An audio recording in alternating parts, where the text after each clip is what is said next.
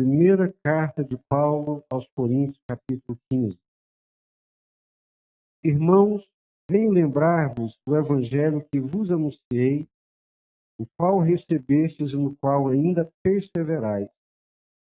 Por ele também sois salvos, se retiverdes a palavra tal como vou-la preguei. A menos que tenhais crido em vão. Antes de tudo, vos entreguei o que também recebi.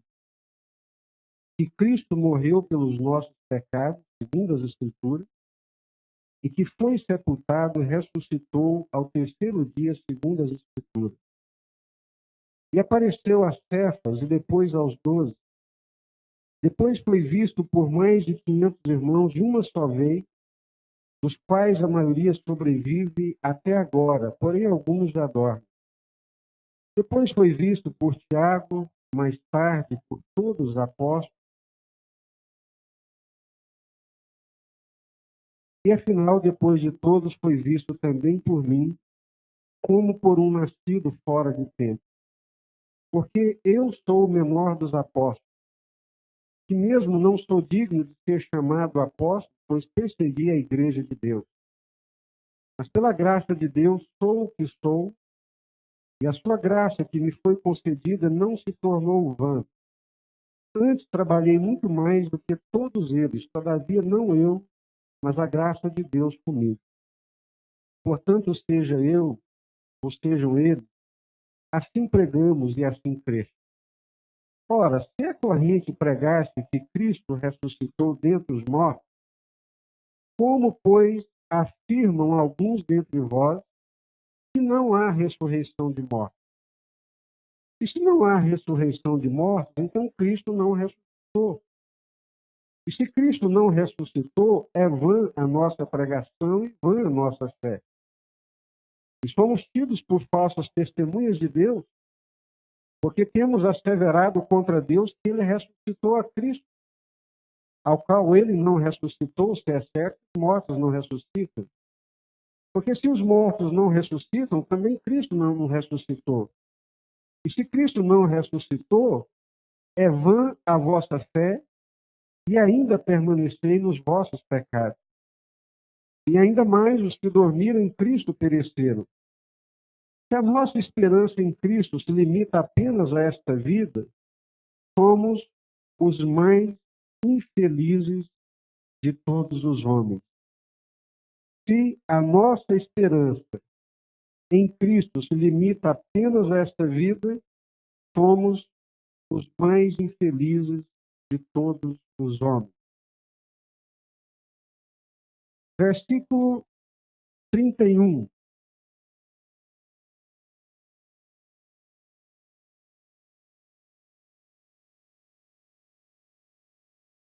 Dia após dia morro.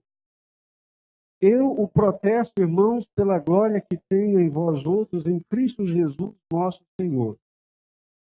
Se como homem lutei em Éfeso com feras, que me aproveita isso se os mortos não ressuscitam?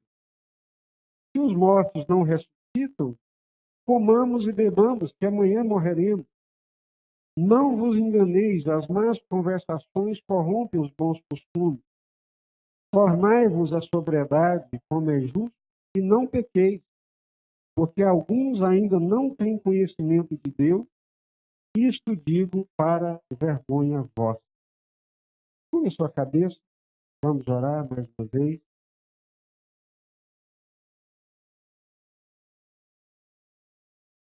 Senhor, bendito seja o teu santíssimo nome.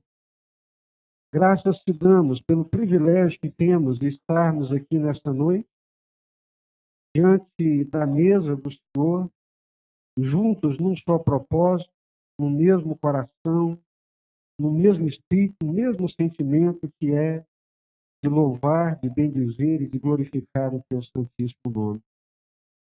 Fala conosco nesta noite, dá-nos tua graça, dá-nos a tua palavra. É o que nós te pedimos e clamamos em nome do Senhor Jesus. Venho lembrar-vos o evangelho que vos anunciei e que vocês receberam e que é por meio dele que vocês são salvos. Se o retiver, se o guardar. Primeira coisa, Paulo está dizendo que a única maneira de uma pessoa ser salva é por intermédio da pregação e do entendimento, da compreensão do Evangelho.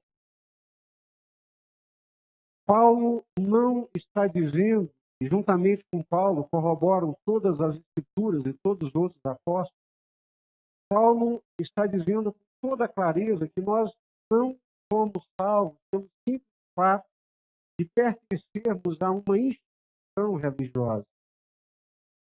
Paulo está dizendo que nós não temos garantia nenhuma diante de Deus se nós confiarmos numa religião que nós herdamos dos nossos pais. Paulo está dizendo que o que nos salva é o Evangelho, é o entendimento do que é o Evangelho, e entendendo esse Evangelho, o que é o Evangelho, nós o recebemos e cremos nele de todo o nosso coração. Olha só, quero lembrar-vos o Evangelho que vos anunciei. São Paulo é um mensageiro, é um pregador, é um anunciador do Evangelho. Eu quero trazer à vossa memória esse Evangelho anunciado, que vocês receberam, no qual ainda perseverais, e é por ele também que sois salvos. Se retiverdes a palavra da mesma forma como eu vos a preguei. Do contrário, serão cridos em vão. Ou seja, o entendimento do que é o Evangelho, a compreensão clara intelectualmente, mas também emocionalmente, ou melhor dizendo, toda a estrutura do nosso. Quando nós recebemos o Evangelho, quando nós ouvimos o Evangelho, quando nós entendemos o que é o Evangelho, e quando nós cremos nele de todo o nosso coração e rendemos a nossa confiança a esse Evangelho, a obra salvadora de Deus por meio do Santo começa a operar na nossa vida, no nosso sonho.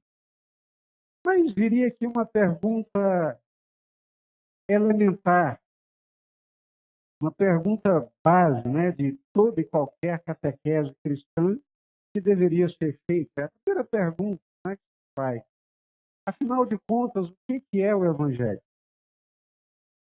Que Evangelho é esse que Paulo disse que pregou aos Coríntios e que eles aceitaram, e por terem crido nele, agora eles têm também a garantia da salvação?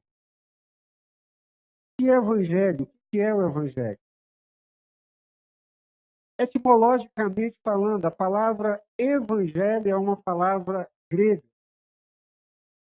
E essa palavra grega, evangelho, ou evangelion, significa boas novas. São Paulo está dizendo, na verdade, eu anunciei para vocês as boas novas. E vocês aceitaram as boas novas que eu vos preguei.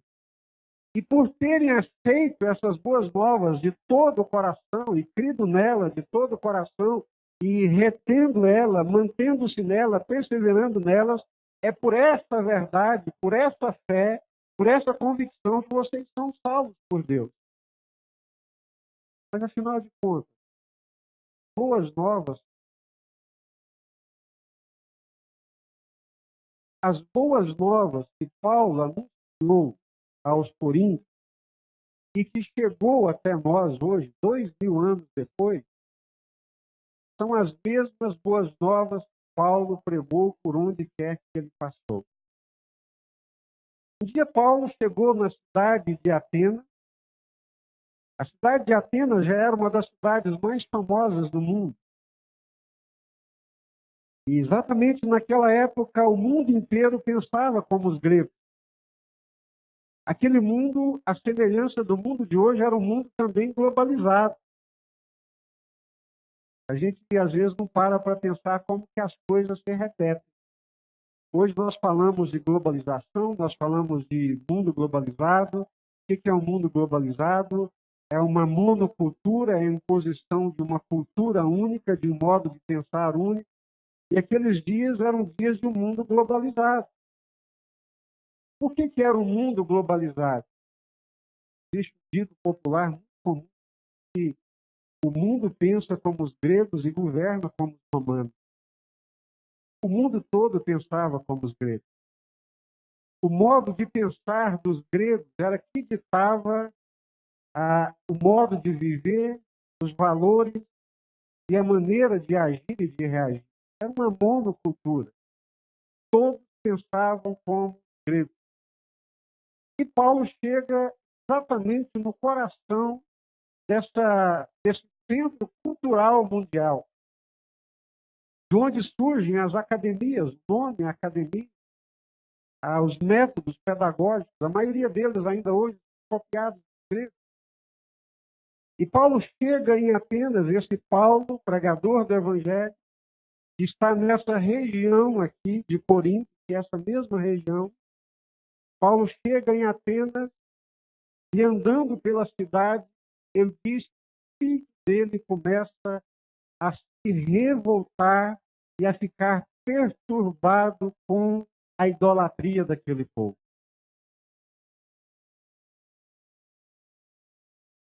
O que é um homem cheio do Espírito Santo? O que é um homem cheio do Espírito Santo? Um homem cheio da palavra de Deus. Paulo é um homem como qualquer um de nós. Os nossos heróis bíblicos não são pessoas deificadas, não são pessoas mitológicas, são pessoas de carne e osso, que choram, sofrem, têm medo, que têm problemas como qualquer outro. Mas são pessoas inundadas pela presença do Espírito Santo de Deus. São pessoas cheias da graça de Deus e, acima de tudo, cheias da verdade de Deus. Paulo é cheio da verdade de Deus. A verdade de Deus transborda na vida e na mente de Paulo. A mente dele é inundada. A mente dele é completamente tomada pelas verdades de Deus e do reino de Deus.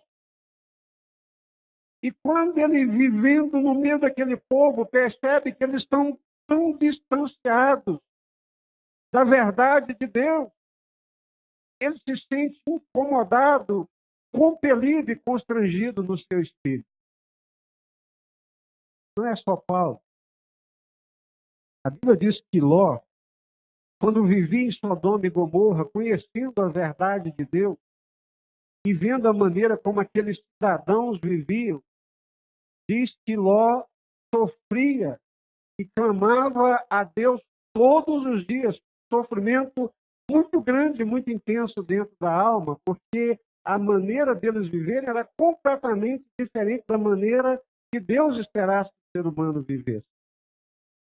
E Paulo, revoltado no seu espírito, começa então a conversar com aqueles cidadãos de Atenas. E diz o texto que os atenienses não se ocupavam de outra coisa a não ser ouvir novidades. A cidade de Atenas, uma cidade-estado baseada numa estrutura de trabalho escravocrata, os nobres, os ricos, os aristocratas podiam dedicar a vida a pensar a filosofia, a pensar a física, a pensar o mundo, a pensar todas as coisas. Quando chega alguém propagando uma novidade, o que é isso que você está falando? Arrastam Paulo para a Europa, ajuntam a multidão e lhe diz: quais são essas boas novas? Que boas novas são essas? Conta-nos. Quais são essas novidades? Paulo começa a dizer: a novidade que eu tenho para lhes dizer é muito simples. Primeiro, existe um Deus criador dos céus e da terra. Este Deus criador dos céus e da terra, de um só homem fez toda a raça humana. Todos nós somos irmãos, todos nós viemos de um mesmo tronco, toda a humanidade vem de Adão e Eva. Paulo começa a dizer. Eles estão ouvindo. Mas aí, o que aconteceu? Olha, eu vi que vocês são muito religiosos. Eu passei por aí e vi Deus de tudo quanto é tipo que pode imaginar. Inclusive, vi que vocês adoram até mesmo um Deus que vocês chamam de Deus desconhecido. É desse Deus desconhecido que eu quero falar. Esse Deus que vocês, ele é o Criador dos céus e da terra. Esse Deus não habita em casas feitas por mãos humanas. Porque neste Deus, como diz os vossos próprios poetas, neste Deus nós nos movemos e nele nós existimos. Nós somos geração dele, o ar que nós respiramos, as estações do ano, tudo quanto nós possuímos provém dele. Este Deus, Senhor de todos, Criador dos céus e da terra. Aí vem as boas novas. No tempo certo, no tempo oportuno, enviou seu Filho Jesus, varão de Deus, aprovado por Deus, que operou grandes e extraordinárias coisas por onde passou, e que foi morto por causa dos nossos pecados. Por causa dos nossos pecados, ele foi morto, pendurado no madeiro, foi sepultado, mas ressuscitou ao terceiro dia. Naquela hora, os gregos se levantaram. A gente pensava que você estava falando alguma coisa séria, e você vem para cima da gente com esse papo de ressurreição de morte. Viraram as costas, saíram. Porque os gregos não criam na ressurreição. Vocês já leram, se tiver a oportunidade de ler as obras de Platão, grande pensador grego, dos ícones da cultura e do pensamento grego. Platão não cria na ressurreição, muito pelo contrário, ele cria na reencarnação.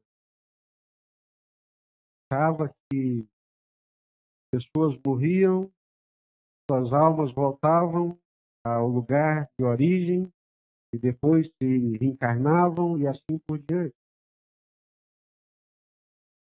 E Paulo está falando das boas novas da ressurreição. Essas são as boas novas. Esses irmãos em Corinto, eles estavam com fizeram daquela região. Corinto fica naquela região da Grécia. Então Paulo escreve para os irmãos: espera aí, gente. Eu estou ouvindo zum aí no meio de vocês e alguns estão dizendo que não existe.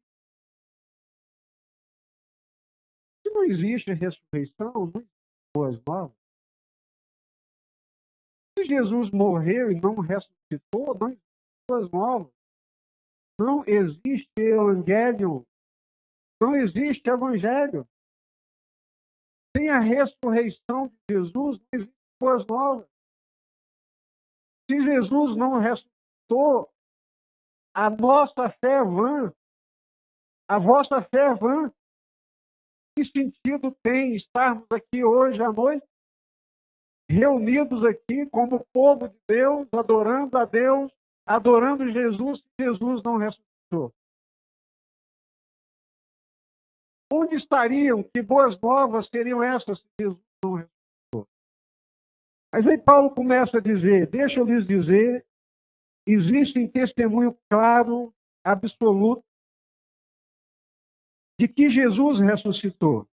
Então quero trazer isso à memória de vocês. Antes de tudo, eu vos entreguei o que eu também recebi. E eu creio no que eu recebi. Que Jesus, que Cristo morreu, o quê? Versículo 3. 1 Coríntios capítulo 15, versículo 3. Que Cristo morreu pelos nossos pecados, segundo as Escrituras, e que foi sepultado e ressuscitou ao terceiro dia, segundo as Escrituras. Paulo está dizendo, nós temos o testemunho das Escrituras. Nós temos o testemunho da palavra de Deus, que ele morreria, mas que ele ressuscitaria.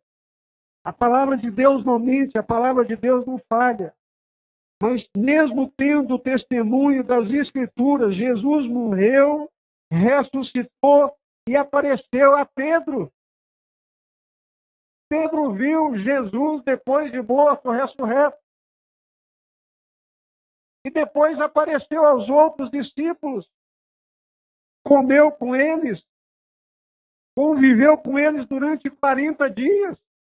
Aquele mesmo Jesus que foi pregado na cruz, que foi sepultado, ele saiu do túmulo. E temos testemunhas. Primeiro apareceu a Pedro, depois aos demais discípulos, e depois, de uma só vez, apareceu para mais de 500 irmãos. Aleluia. A história da ressurreição de Jesus não é um conto mitológico. Hoje, o mundo ocidental, a cristandade toda comemora a Páscoa da ressurreição do Senhor Jesus. Para muitos, é apenas uma comemoração do calendário. Não tem significado nenhum.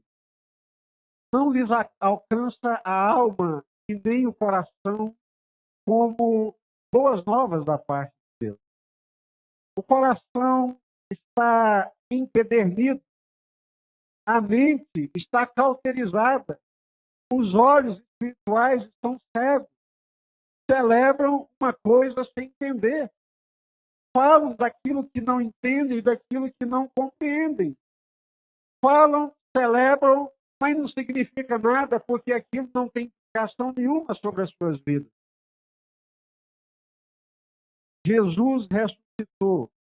As Escrituras dizem que ele ressuscitaria e ele ressuscitou. Ele apareceu vivo para Pedro. Ele apareceu vivo para os discípulos. Será que somos todos mentirosos? Será que somos todos enganadores? Será que a palavra de Deus é um embuste?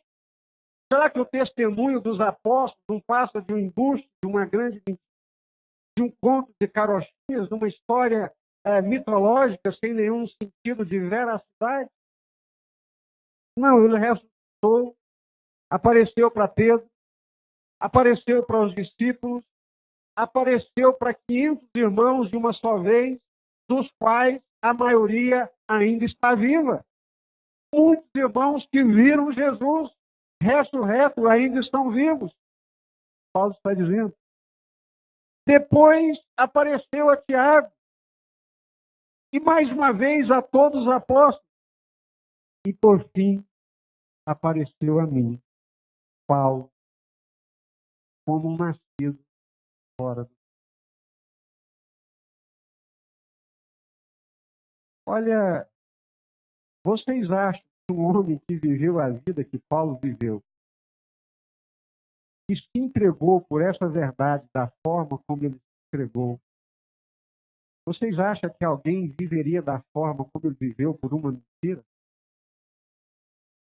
Vocês acham que um homem do calibre intelectual de Paulo se submeteria a ser preso, se submeteria a açoite, a prisões, a fome, a ser lançado no calabouço, a ser preso naquelas prisões de Roma, frias, fétidas, se ele não cresce nessa verdade absoluta e desse a sua vida da forma como se entregou por ela?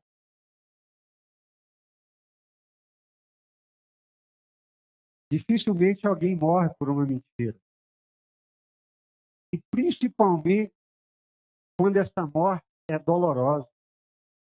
Principalmente quando essa morte é sofrida. A pessoa pula fora.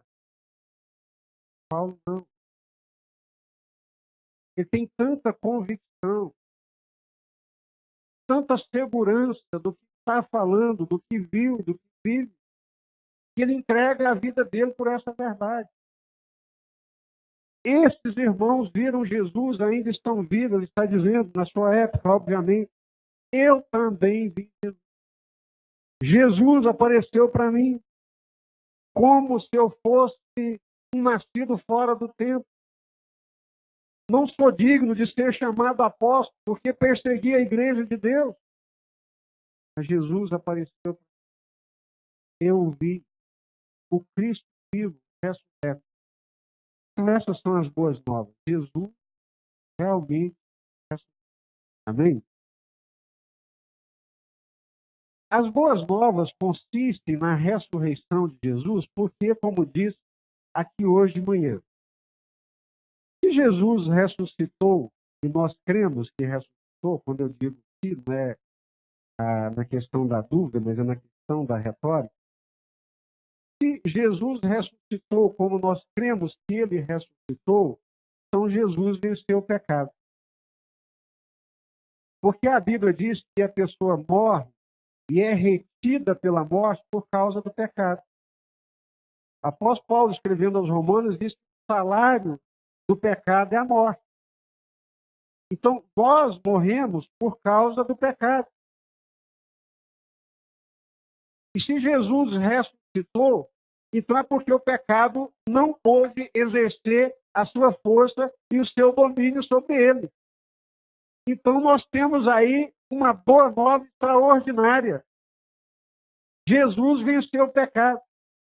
Por isso que Jesus disse, se o Filho vos libertar, verdadeiramente sereis livres. Todo aquele que comete pecado é escravo do pecado. Me aponta alguém aqui nessa sala que não tenha pecado, que nunca pecou. Jesus está dizendo que todo aquele que comete pecado é escravo do pecado. E Paulo chega ao ponto de dizer que eu tenho na minha consciência que a lei de Deus é boa e é perfeita. E eu quero cumprir a lei de Deus. Mas o pecado que habita em mim, sabendo que a lei de Deus é boa, ele me força a pecar. Que miséria. Que lástima poderosa. Que desgraça poderosa é essa que apoderou do ser humano, que é o pecado.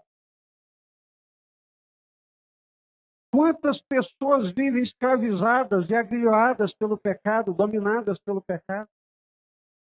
E, consequentemente, sujeitas à morte. Quantas pessoas boas que lutam para se livrar do pecado, mas não conseguem. Porque o pecado é um senhor tirano que domina, que escraviza, a não ser que você ouça essas boas novas de que Jesus ressuscitou, venceu o pecado, e se ele te libertar, você fica livre, completamente livre do pecado. Toda vez que eu penso nesse texto, eu lembro de um patrão que eu tive. Eu não tinha pai e aquele homem era uma referência para mim. Tinha um armazém, eu trabalhava preso no armazém, comecei a trabalhar ali com 11, 12 anos de idade. E como eu gostava dele, eu achava ele inteligente, era um senhor por volta de 50 anos,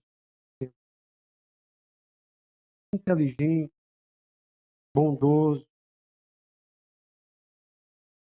confiava em mim, ou seja, aquela confiança dele me levantava a autoestima. As contas do armazém quem fazia era eu com 12 anos. Naquela época não tinha calculadora, você fazia tudo. Os clientes chegavam para pagar, me passavam as contas, eu fazia todas as contas, eu nem gostava dele. Só que aquele homem, ele tinha uma prisão na vida dele.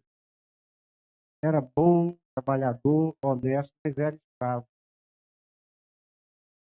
Nós fechávamos o armazém 6 horas da tarde, eu ia para casa, tomava banho. Quando eu ia para o colégio, quando ia atravessando a rua para ir para o colégio, eu vi a caminhonete dele subindo a avenida principal daquela cidadezinha, indo para a casa da filial. Ele era um adulto. Ele tinha uma amante de anos e anos, que ele não conseguia se libertar daquele relacionamento, que era uma prisão, que é pecado, que é desagradável aos olhos de Deus, que é um adultério. Por causa disso, vocês não queiram saber o que era a família dele. Por causa disso, não queiram saber o que era a mulher dele, mulher descompensada, perturbada, porque ela sabia, todo mundo na cidade. Mas ele era escravo. Boas novas é poder dizer: Jesus venceu o pecado. Jesus pode nos libertar do pecado. Jesus, em Jesus, na vitória de Jesus, nós somos livres do domínio do pecado. Sem Jesus na minha vida, sem o Evangelho na minha vida, o pecado me obrigava a pecar. Ele era o meu Senhor. Mas agora, quando eu ouvi as boas novas de que Jesus venceu o pecado, de que Jesus ressuscitou, de que Ele está vivo, eu creio nessa verdade. Jesus entrou na minha vida, agora Ele é o Senhor da minha vida, não é o pecado mais não. O pecado não manda em mim mais. Estou livre do domínio do pecado. Ele não é mais o meu Senhor. Infelizmente, não estou livre da presença. Mas é uma boa nova saber que Jesus perdoa e nos liberta. Eu não sei vocês, mas eu tinha um medo da morte. Alguém aqui já teve medo da morte? Vocês são melhores que eu, com certeza. Quase ninguém aqui. Quando eu era criança, então, eu tinha pavor da morte. Quando eu pensava em mim, era coisa de criança, dentro daquele caixão, quando eu via alguém morto, eu falava: meu Deus. Quando eu pensava no mundo vindouro, para onde é que eu ia depois da morte, eu me apavorava completamente. Até o dia que eu conheci o Evangelho. Até o dia que eu entendi que Jesus venceu a morte. Até o dia que eu entendi essas boas novas, que em Jesus Cristo a morte também não tem mais domínio sobre mim. Ah, pastor, o senhor não vai morrer, não? Vou, mas a morte para mim não é o fim. Porque Jesus venceu a morte.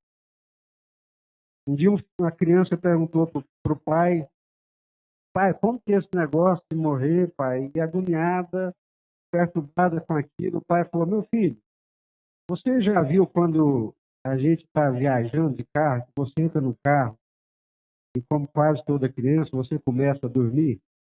Pai, eu sei. Então é assim, nós estamos indo de Anápolis para Goiânia, você entra no carro e começa a dormir. Quando você acorda, nós já chegamos em Goiânia, não é assim? É, pai. Assim é a morte para aquele que crê no Evangelho. Assim é a morte para aquele que tem Jesus. Eu vou fechar os meus olhos aqui, não vou abrir lá em Goiânia, não. Vou abrir lá nas mansões. São boas novas. Evangelho significam boas novas. E só são boas novas porque Jesus ressuscitou. E só opera na nossa vida, nos dando essa convicção, quando nós cremos de todo o nosso coração e vivemos nessa verdade relacional com Cristo vivo, com Jesus que morreu e que ressuscitou.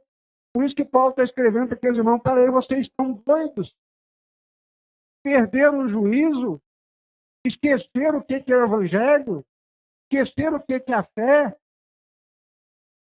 A outra boa nova, que quando Jesus ressuscitou, ele venceu a morte, venceu o pecado, que são os dois instrumentos que Satanás usa para oprimir o ser humano.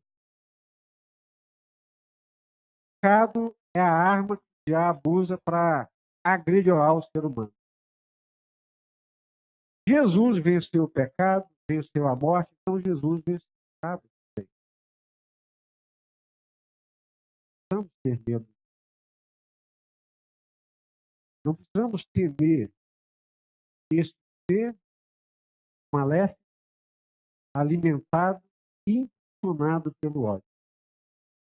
Tem muito crente que ainda tem medo do diabo. Eu quero dizer para você, se você crê no Evangelho, se você crê nesse Cristo que morreu, ressuscitou, está vivo, você não precisa mais ter medo do diabo. Ah, mas se o diabo entrar na minha casa, na minha vida, nos meus negócios, ele faz um estrago. O Senhor, que tem todo o poder e autoridade, é Jesus. Todo o poder, toda a autoridade me foi dada. Onde? Nos céus e na terra. O universo tem um novo Senhor, que é Jesus, que tem todo o poder e toda a autoridade. Satanás, ele pode, olha, nos rodear, abrir a boca, os olhos. Se ele pudesse, ele nos mastigaria. Eu sei disso, porque ele já falou isso para mim. E eu perdi o apetite naquele dia. Não dei conta de almoçar, orando com a pessoa. Essa pessoa estava endemoniada. E do nada ela vidrou os olhos. Não queiram ver aquilo, torceu os olhos ficaram vidrados. O queixo esticou. E ela me fitou bem os olhos e disse: eu te odeio. Eu te odeio. Mas com ódio tão intenso, e com um olhar de ódio tão intenso, que as minhas entranhas como que derreteram. Alguém ficaria feliz em saber que é tão odiado? Mas eu não preciso ter medo dele. Sujeitai-vos a Deus. Resistir ao diabo, ele fugirá de vós. Jesus venceu o diabo. São boas novas. São boas novas. É o Evangelho. Jesus venceu Satanás, os seus principados, as suas potestades, os seus demônios, toda essa horte maléfica foi vencida por Jesus. Jesus venceu, tem todo o poder, tem toda a autoridade. Não precisamos ficar com medo da morte, não precisamos nos sujeitar ao pecado, não precisamos ficar com medo do diabo, com as suas hostes maléficas, com toda a sua maldade. Se você me perguntar, pastor, mas o diabo não tem poder? Tem.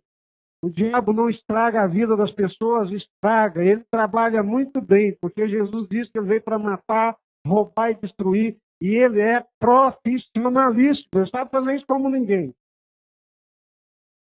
Mas se nós estivermos em Cristo, nós estivermos debaixo desse Evangelho, com o nosso coração cheio dessa verdade, nós não precisamos temer absolutamente nada. Essas são as boas novas da ressurreição. Eu fico pensando, hoje de manhã eu estava dizendo, Jesus venceu. Essas são as boas novas, Jesus venceu. Você consegue imaginar Jesus com aquele tronco nas costas, todo ensanguentado, se arrastando, cuspido, esbofeteado, vira para os seus discípulos com o olho inchado e fala assim: tem bom ânimo, gente, eu venci o mundo. Não, mas que história é essa? Está indo morrer numa cruz, espancado, sangrando. Que vitória é essa? É Paulo dizendo: olha, gente,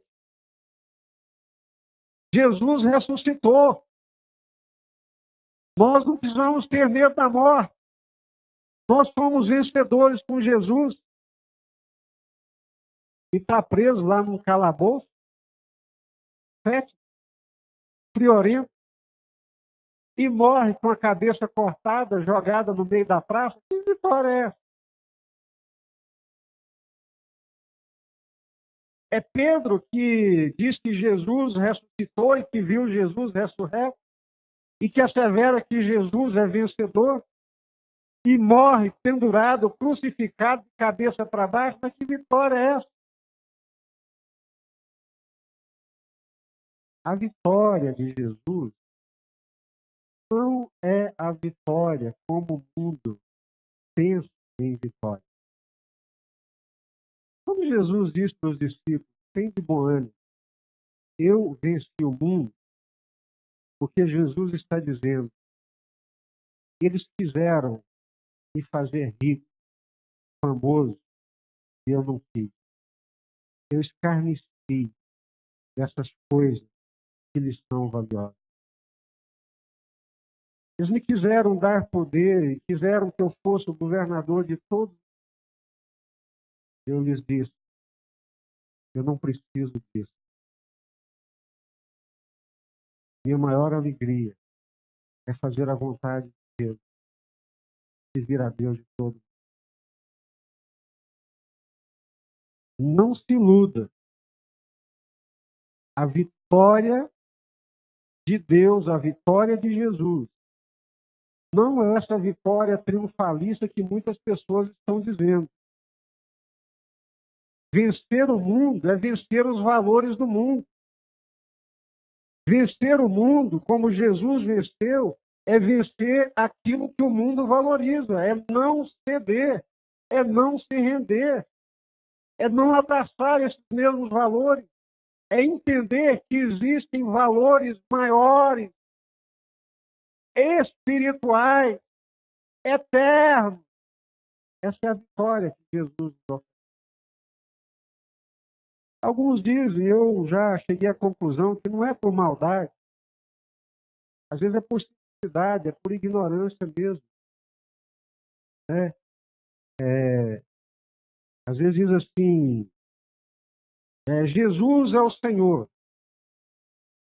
Jesus é o Senhor de Goiânia.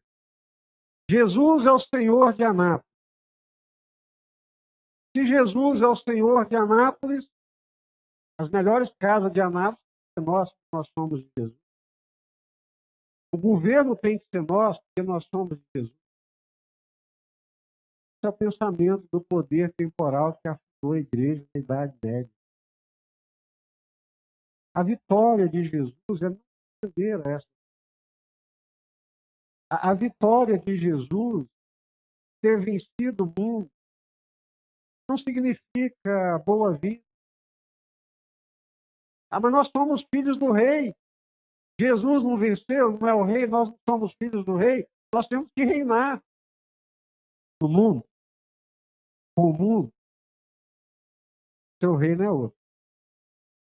Não entendeu ainda o reino.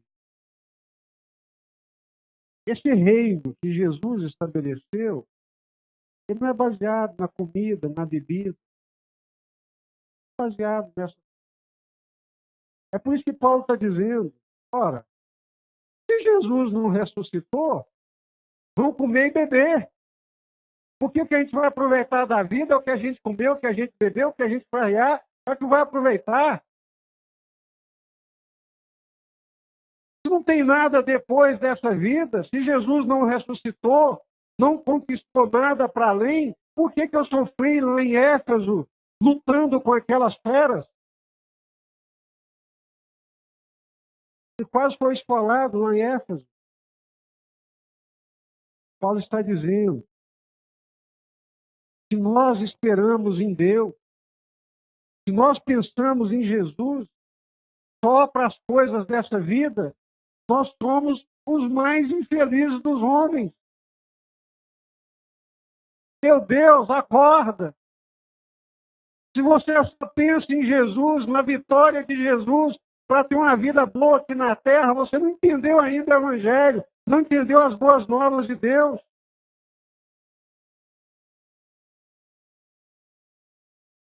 Paulo está dizendo, eu sofri, eu lutei com feras, eu pelejei, eu morri por essas verdades, porque a verdadeira vida, o verdadeiro reino de Deus ainda está por vir, ainda está para se estabelecer. Boas novas é também levantar os olhos para um tempo futuro, onde o reino de Deus será estabelecido. O reino de Deus aqui está sendo estabelecido na vida e no coração daqueles que creem em Jesus, que creem nessas verdades do Evangelho, mas que, acima de tudo, tem essa esperança bendita de um novo mundo, de um novo céu, de uma nova terra, de um mundo de paz, de justiça e de equidade.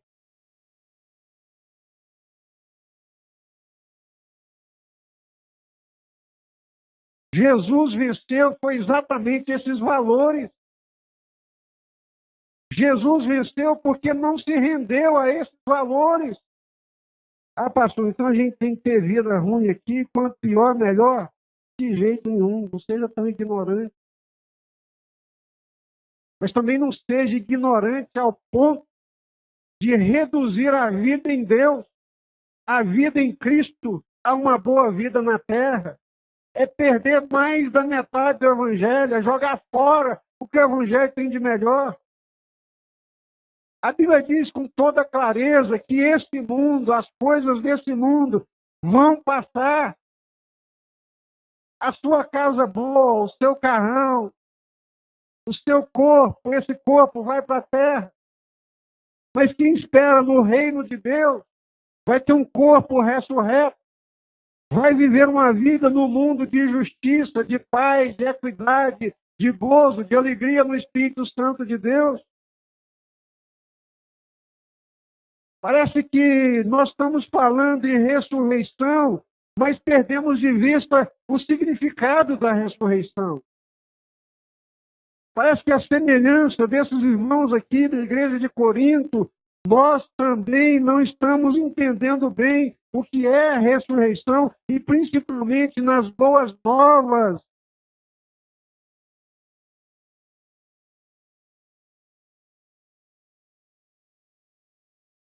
Quem crê na ressurreição de Jesus precisa viver como um ressurreto.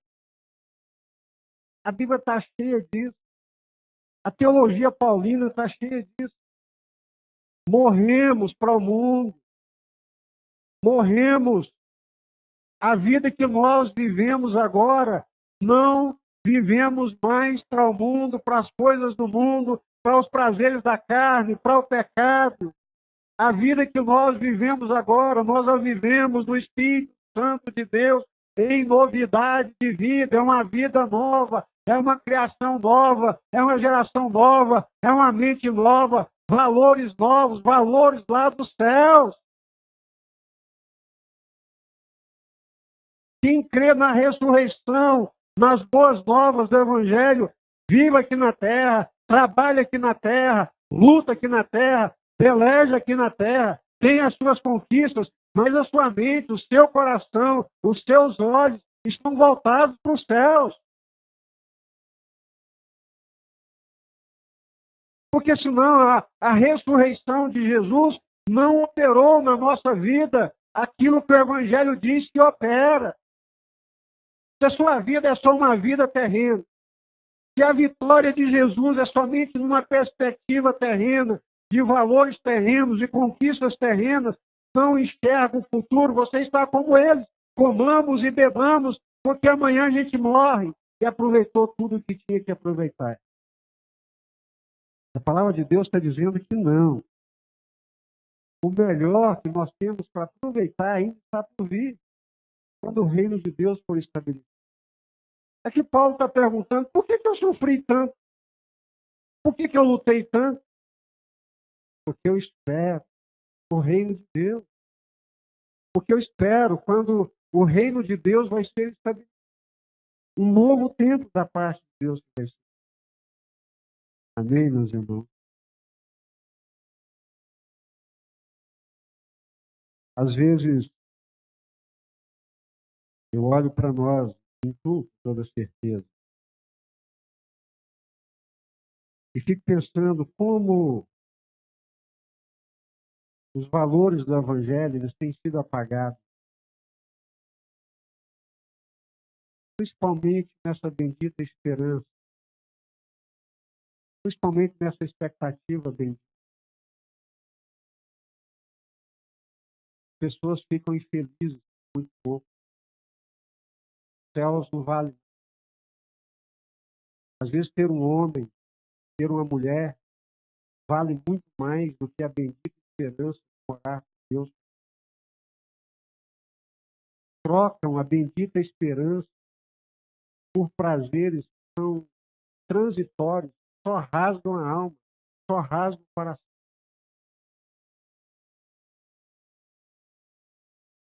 Perder de vista as conquistas de Jesus, entender o real valor e significado que tem essas verdades para a nossa vida e nosso coração, nos tornam pessoas convictas, inabaláveis da verdade. Se acontecer comigo aqui de bom, é lucro. Se acontecer comigo aqui de ruim, vai me fazer sofrer, mas não vai arrancar do meu coração a esperança que eu tenho. Eu vou viver com Deus, vou viver no reino de Deus, eu vou viver com Jesus para sempre, eternamente.